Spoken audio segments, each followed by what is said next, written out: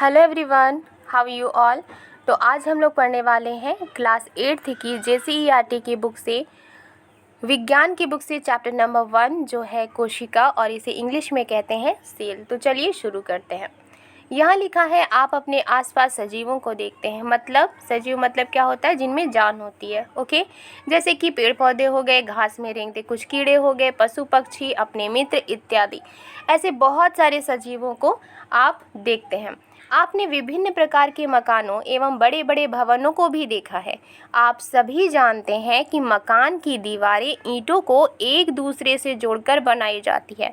यानी मकान की जो दीवारें हैं वो ईंटों को एक के ऊपर एक रख कर जोड़कर बनाई जाती है।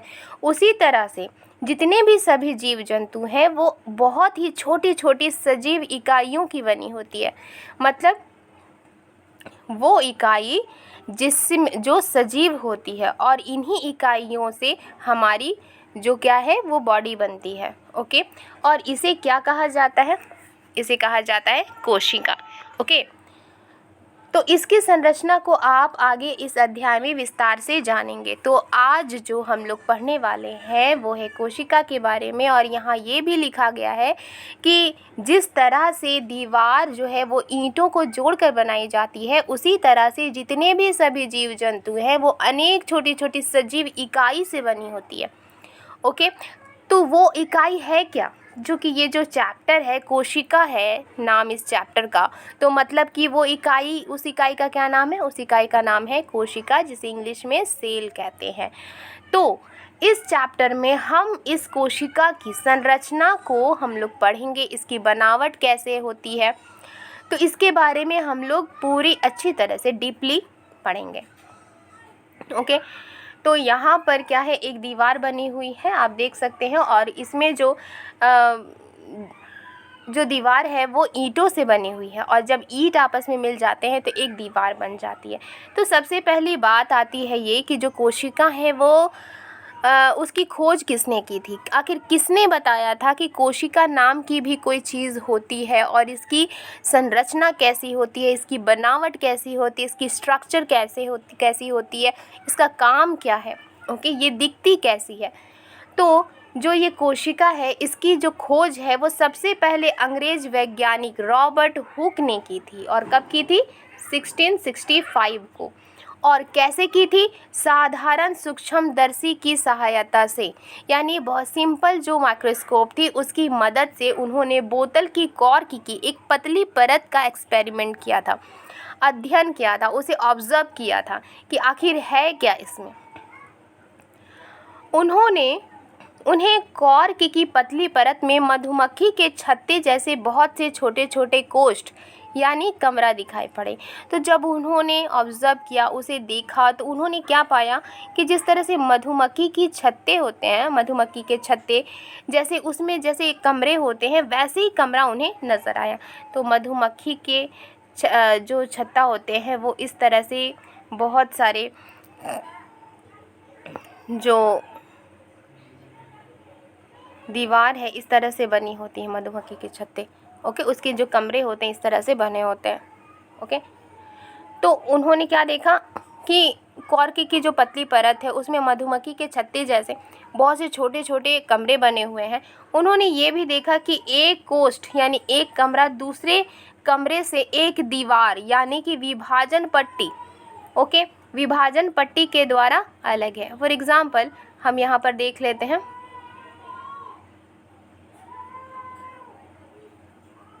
इस तरह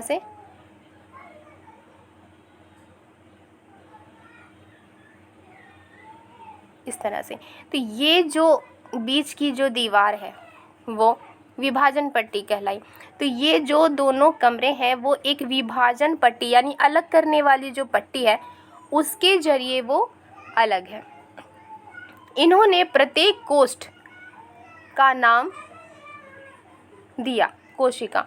तो इन्होंने जितने भी सारे कमरे थे उन सभी कमरों का क्या नाम दे दिया उन्होंने? कोशिका, जिसे इंग्लिश में क्या कहते हैं? सेल। ओके, तो कॉर्क कोशिकाएं, ये आप देख सकते हैं यहाँ पर इसके स्ट्रक्चर को, अधिक आवर्धन क्षमता वाले संवर्धित सूक्ष्मदर्शी की खोज के बाद कोशिकाओं की सूक्ष्म संरचनाओं का विस्तार से अध्ययन करना आसान हो गया। तो रॉबर्ट हुक ने क्या किया था, बहुत ही सिंपल जो माइक्रोस्कोप थी उसकी मदद से उन्होंने जो कॉर्क की जो पतली परत थी उसको ऑब्ज़र्व किया था और उसमें क्या पाया था उन्होंने कि मधुमक्खी के जो छत्ते हैं उसके कमरे के जैसे बहुत सारे कमरे हैं। तो उन्होंने उस कमरे का नाम सेल दे दिया। अब वहीं पर बात ख़त्म नहीं हुई, लेकिन जब बहुत ही ज़्यादा पावरफुल माइक्रोस्कोप की खोज हुई, संवर्धित सूक्ष्मदर्शी की खोज हुई, तो वो जो कोशिका थी उसके सूक्ष्म यानी जो छोटी छोटी संरचना थी उसको डीपली उसका अध्ययन करना आसान हो गया, उसके बारे में जानना आसान हो गया। रॉबर्ट हुक ने तो इतना तक बता दिया था कि ये कमरे हैं, अब उस कमरे के अंदर है क्या, विभाजन पट्टी में है क्या, वो काम क्या करती है, ये सारी बातें कब पता चली, बहुत ही पावरफुल जब माइक्रोस्कोप आई तो उसे बहुत सारे साइंटिस्ट ने उसके ऊपर खोजबीन करनी शुरू की। उसके बाद उसके बारे में बहुत सारी बातें पता चली। तो यहाँ पर क्या लिखा है कि कोशिका, ये जो बॉक्स बनी हुई है इसके अंदर जो कुछ भी लिखा है तो उसे भी हम जान लेते हैं, क्योंकि ये भी हमारे लिए बहुत ही ज़्यादा इम्पॉर्टेंट है। तो कोशिका अंग्रेजी शब्द सेल से बनी है। कोशिका अंग्रेजी शब्द सेल से बनी है, यानी सेल है। सेल शब्द जो है वो लैटिन भाषा के शब्द सेलुला से लिया गया है। ओके, तो अंग्रेजी का जो वर्ड है सेल, वो अंग्रेजी का वर्ड कौन से लैंग्वेज से लिया गया है, लैटिन वर्ड से लिया गया। लैटिन जो लैंग्वेज है उसका जो एक वर्ड है सेलुला, इसी से सेल बना है। ओके, जिसका अर्थ होता है एक छोटा कमरा। आपको इतना याद रखना चाहिए कि अंग्रेजी का शब्द जो सेल है वो लैटिन भाषा से लिया गया शब्द है, और वो लैटिन भाषा की कौन सी शब्द थी, सेलुला, और इसी से सेलुला से सेल बना है, जिसका मतलब होता है एक छोटा कमरा। तो चलिए आगे देख लेते हैं क्या लिखा है। और नेक्स्ट लिखा है कि एंटोन वॉन लीeuwenhoek एक डच वैज्ञानिक थे। कौन थे, एक डच साइंटिस्ट थे। ओके, उन्होंने स्वनिर्मित यानी खुद से बनाई थी उन्होंने माइक्रोस्कोप, एक सिंपल माइक्रोस्कोप उन्होंने बनाया था, खुद से बनाया था। किसने बनाया था, एंटोन वॉन लीeuwenhoek, और ये कौन थे, डच वैज्ञानिक थे। ओके, उन्होंने जो ये स्वनिर्मित साधारण सूक्ष्मदर्शी जो खुद से बनाया गया सिंपल माइक्रोस्कोप था, वो उन्होंने 1674 को बनाया था, और इसमें उन्होंने शैवाल, प्रोटोजोआ, बैक्टीरिया, इन सभी को सबसे पहले जीवित कोशिका को देखा। ओके, जब इन्होंने ऑब्जर्व किया तो शैवाल, प्रोटोजोआ, बैक्टीरिया सभी में जीवित कोशिका थी। वो जो कमरा है वो जीवित था, उसमें कुछ हरकत हो रही थी। ओके, अगर वो जो हरकत नहीं होगी उसमें तो वो मृत कोशिका कहलाती है, राइट। लेकिन उसमें हरकत हो रही थी, तो उन्होंने इस जीवित कोशिका को सबसे पहले देखा।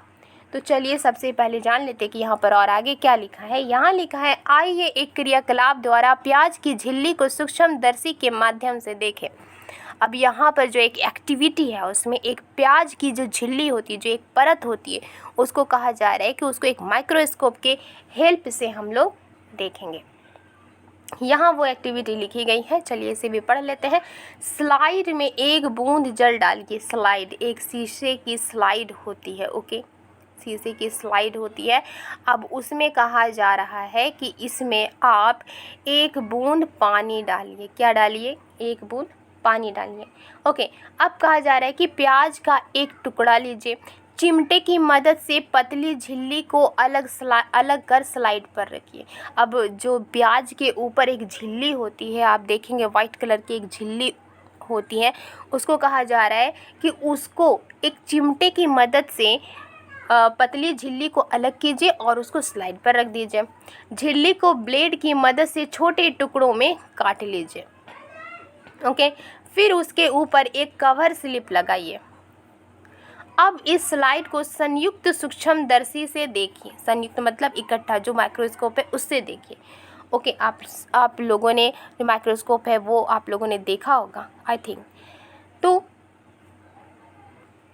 यहाँ लिखा है इसमें लाल रंजक सैफ्रेनिन की एक बूंद डालने से केंद्रक लाल होकर ज़्यादा स्पष्ट दिखाई देगा।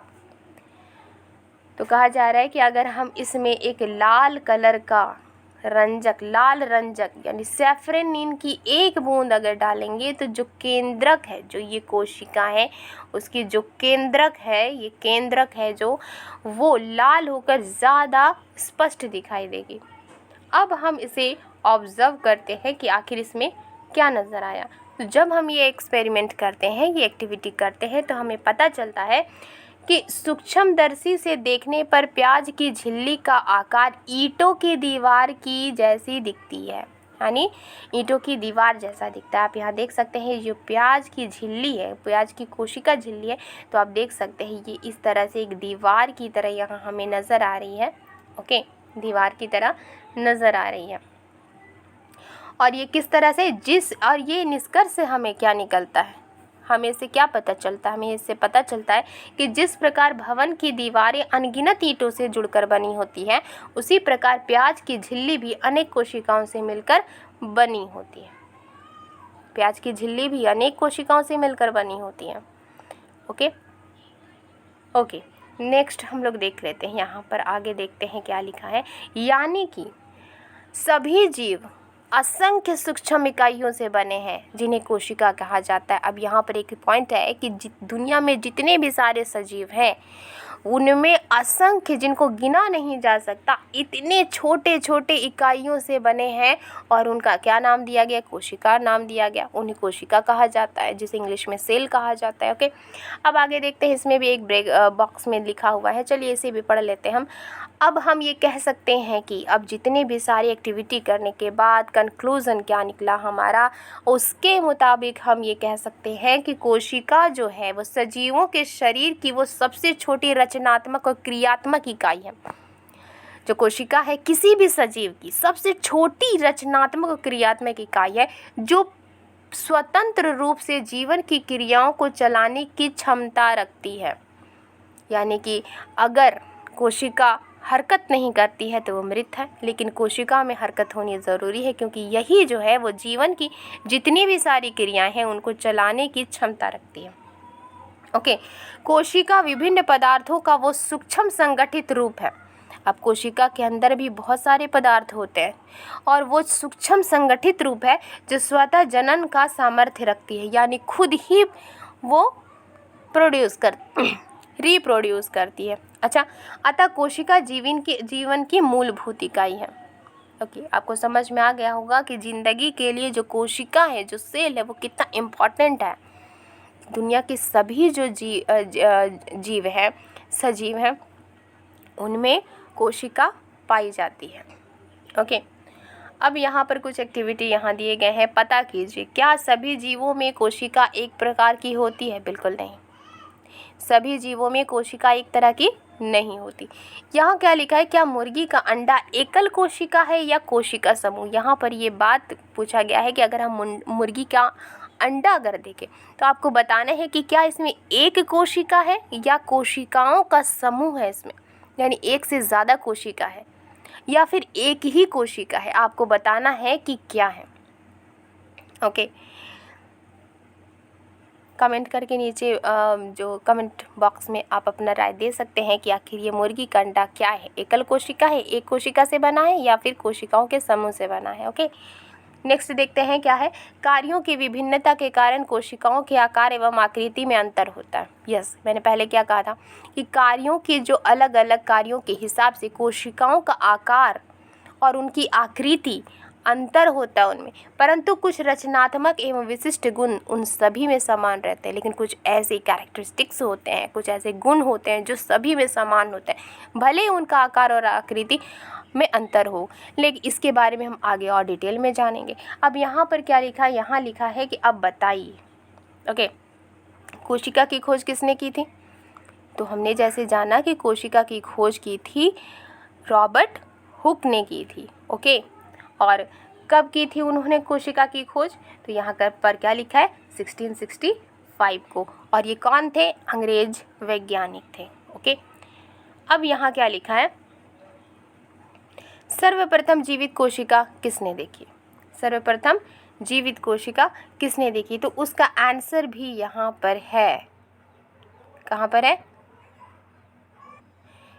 यहाँ, यानी कि एंटोन वॉन लीeuwenhoek ने, जो एक डच वैज्ञानिक थे, उन्होंने सबसे पहले जीवित कोशिका को देखा था। ये एक छोटे छोटे पॉइंट है, आपको पॉइंट इसे नोट करना चाहिए। जो चैप्टर है उसका चैप्टर का नाम लिखिए, उसमें छोटे छोटे जो पॉइंट हैं उनको नोट डाउन कीजिए ताकि आपके माइंड से ये बिल्कुल भी आउट ना हो। बहुत इम्पॉर्टेंट पॉइंट होते हैं ये। ओके, तो देख लेते हैं आगे क्या लिखा है।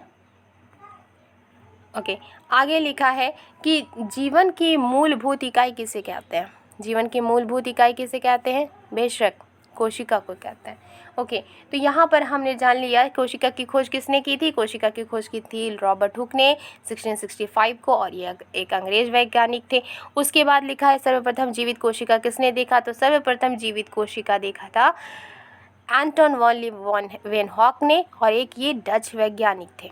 ओके, और इन्होंने कब जीवित कोशिका को देखा था? 1674 को। अब कहा गया है कि जीवन की मूलभूत इकाई किसे कहते हैं? तो जीवन की मूलभूत इकाई जो है वो कोशिका को कहते हैं। तो आज के लिए बस इतना ही। नेक्स्ट पार्ट में हम लोग कुछ और भी जानकारी हासिल करेंगे और जानेंगे कि कोशिका के बारे में, कोशिका की संरचना के बारे में। तो आई होप आपको ये वीडियो पसंद आई होगी। मिलती हूँ नेक्स्ट वीडियो में। Thank you.